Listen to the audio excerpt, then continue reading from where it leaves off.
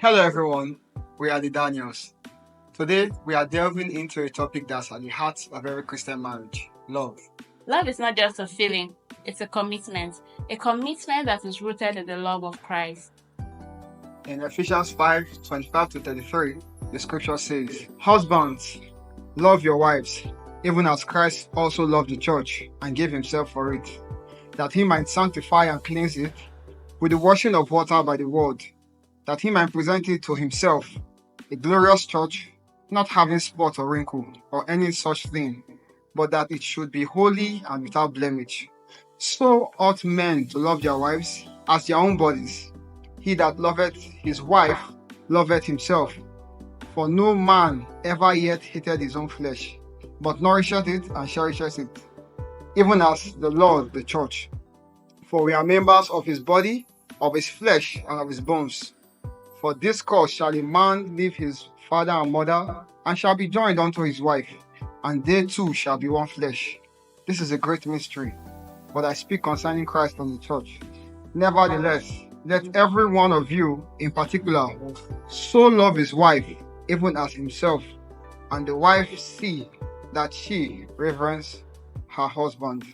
Husbands are called to love their wives as Christ loved the church, sacrificially and unconditionally. Genesis 2, verse 24 says, Therefore a man shall leave his father and mother, and be joined to his wife, and they shall become one flesh. In this scripture, we see the foundation of marriage as two becoming one flesh, a union that reflects God's design of love and companionship. The Songs of Solomon beautifully depict the intimacy between a husband and a wife. My beloved is mine, and I am his. He feedeth among the ladies.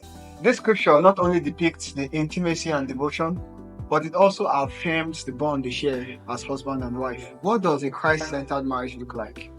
A Christ-centered marriage is a marriage where both partners intentionally communicate with each other in love, a marriage where there is mutual respect, forgiveness, and unwavering commitment.